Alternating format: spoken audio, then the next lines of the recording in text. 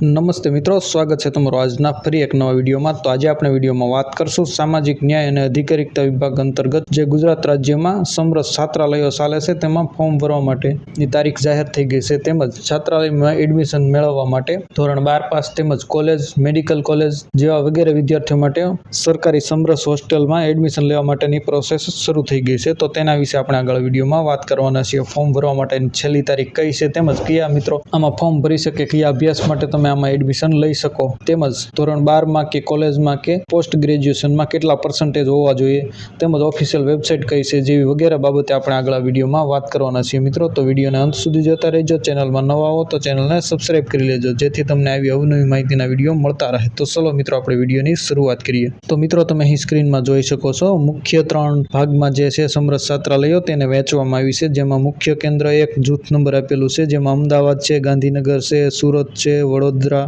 તેમજ ભાવનગર શહેરોમાં ઉચ્ચ સુવિધાઓ સાથેના આધુનિક છાત્રાલયો ઉપલબ્ધ છે। ત્યાર પછી મુખ્ય કેન્દ્ર જૂથ 2 નંબર આપેલું છે, જેમાં જામનગર છે, આણંદ છે, હિંમતનગર, પાટણ, ભુજ અને મોડાસા ખાતે પણ કન્યા તેમજ કુમાર બંને વર્ગો માટે આવાસ સુવિધા જે છે તે ઉપલબ્ધ છે। ત્યાર પછી લાભાર્થી જૂથો અહીં આપેલા છે, જેમાં અનુસૂચિત જાતિ SC તેમજ ST કેટેગરીના તેમજ સામાજિક અને શૈક્ષણિક રીતે પછાત વર્ગ તેમજ SCBC તેમજ આર્થિક પછાત વર્ગના તેજસ્વી વિદ્યાર્થીઓ માટે જે છે તે એડમિશન આપવામાં આવશે, જે તમે અહીં મિત્રો સ્ક્રીનમાં જોઈ શકો છો। ત્યાર પછી મિત્રો, પ્રવેશ માટેના વિવિધ જે જૂથો છે તે પણ અહીં સ્ક્રીનમાં આપેલા છે, તમે અહીં સ્ક્રીનમાં જોઈ શકો છો। ગ્રુપ A અને ગ્રુપ B ના પ્રવેશ માટે, જેમાં ગ્રુપ A માં તમામ બિન મેડિકલ સ્નાતક તેમજ અંડર ગ્રેજ્યુએશનના વિદ્યાર્થીઓ અભ્યાસક્રમમાં વિદ્યાર્થીઓ અરજી કરી શકે છે। જેમાં આપણે મિત્રો વાત કરીએ તો ધોરણ 12 પાસ જે વિદ્યાર્થીઓ છે અને જેને મેડિકલમાં એડમિશન નથી લેવાનું, BA, BCom જેવા વગેરે કોર્સમાં એડમિશન લેવાનું છે, તે ગ્રુપ A અને ગ્રુપ B માં ફોર્મ છે તે ભરી શકે છે। જેમાં ગ્રુપ B ની આપણે મિત્રો વાત કરીએ 2 માં તો અનુસ્નાતક એટલે કે જે માસ્ટર કરવું છે, પોસ્ટ ગ્રેજ્યુએશન કરવું છે, તે ગ્રુપ B માં ફોર્મ ભરવાનું રહેશે। જ્યારે જેને 12 પાસ ઉપર કોલેજ કરવાની છે તે ગ્રુપ A માં ફોર્મ ભરવાનું રહેશે,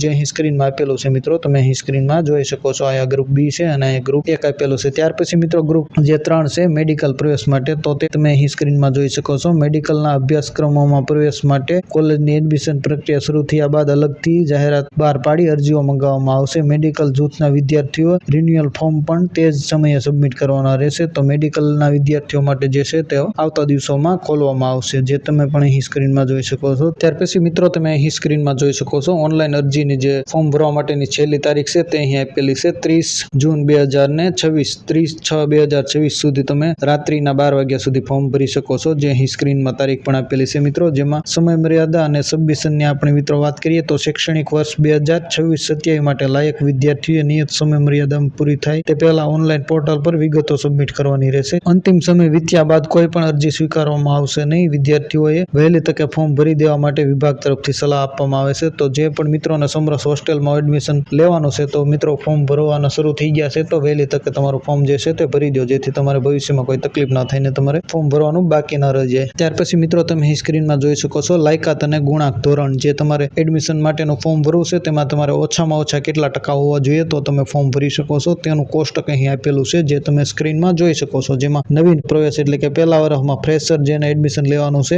સ્નાતક એટલે કે કોલેજના જે પ્રથમ વર્ષ છે તેમાં એડમિશન લેવાનું છે, તેને ધોરણ 12માં ઓછામાં ઓછા 50% કે તેથી વધુ હોવા ફરજિયાત છે, તો તમે આમાં ફોર્મ ભરી શકશો અને તમારી અરજી છે તે માન્ય રાખવામાં આવશે। નહીંતર તમારા 50% કરતાં ઓછા માર્ક છે તો તમારી અરજી છે તે રદ કરી દેવામાં આવશે, તે જણાવેલું છે। ત્યાર પછી નવીન પ્રવેશ એટલે કે ફ્રેશર જેને અનુસ્નાતક એટલે કે માસ્ટર ડિગ્રીમાં એડમિશન લેવાનું છે, પરંતુ પ્રથમ સેમેસ્ટરમાં, તો તેના માટે સ્નાતક એટલે કે કોલેજની કક્ષામાં છે તે ટકાવારી છે તે મેરિટના આધારે આપવામાં આવશે। તો આમાં મિત્રો કોઈ ટકાવારી આપેલી નથી, ઓછામાં ઓછી ટકાવારી કોલેજમાં તમે પાસ કરેલી હોવી જોઈએ, અને જે વિદ્યાર્થીઓ ફોર્મ ભરે છે છાત્રાલયમાં તેમાં જેનું સારું મેરિટ હશે તેમને પ્રાયોરિટી આપવામાં આવશે, તેવી રીતે જણાવેલું છે। ત્યાર પછી રિન્યુઅલ પ્રવેશ ફોર્મ તમામ ચાલુ વિદ્યાર્થીઓ મિત્રોને જેમને કોલેજનું 1 વર્ષ પૂરું થઈ ગયું છે અને સમરસ હોસ્ટેલમાં જ રહે છે, તેમને બીજા વર્ષ માટે પણ સમરસ હોસ્ટેલમાં રહેવું છે, તો તેના માટે ફોર્મ ભરવા માટેની પણ જણાવેલું છે। જેમાં યુનિવર્સિટી પરીક્ષામાં ઓછામાં ઓછા 2 સેમેસ્ટરનું પરિણામ 55% કે તેથી વધુ SIP હોવા જોઈએ, તો તમે નેક્સ્ટ વર્ષ માટે રાખવામાં આવશે, નેક્સ્ટ વર્ષ માટે, નહીંતર તમારું એડમિશન છે તે સમરસ હોસ્ટેલમાંથી રદ કરી દેવામાં આવશે। તો આ જે છે તે પ્રવેશ માટેની લાયકાતને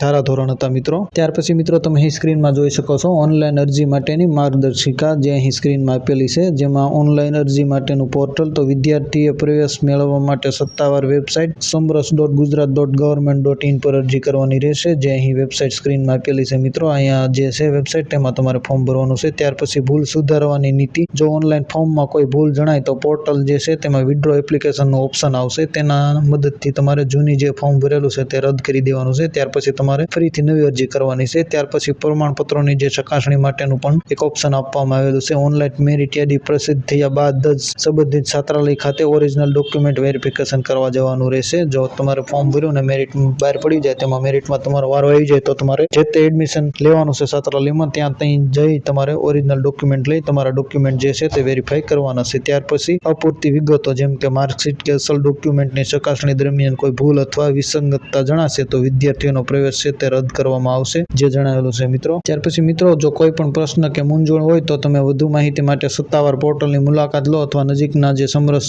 હોસ્ટેલ છે ત્યાં જઈ તમે સંપર્ક કરી શકો છો. અને સમરસ હોસ્ટેલની જે ઓફિશિયલ વેબસાઇટ છે તે પણ મિત્રો અહીં સ્ક્રીનમાં આપેલી છે, www.samras.gujarat.government.in. તો આ વેબસાઇટમાં તમારે જે છે તે ફોર્મ ભરવાના છે. તો મિત્રો, આ સમરસ હોસ્ટેલમાં એડમિશન લેવાની જે પ્રોસેસ હતી મેં તમને સમજાવી. આશા રાખો આ વિડીયો તમને પસંદ આવ્યો છે. વિડીયો પસંદ આવ્યો તો વિડીયોને લાઇક કરજો, તેમજ તમારા મિત્રો સાથે શેર કરજો. તમારા કોઈ પ્રશ્ન હોય તો ચોક્કસ અમને કમેન્ટ કરીને જણાવજો. અમે તમારા પ્રશ્નનો રિપ્લાય આપીશું. ફરી એક નવા ટોપિકમાં નવા વિડીયો સાથે મળશું. ત્યાં સુધી જય હિન્દ, વંદે માતરમ.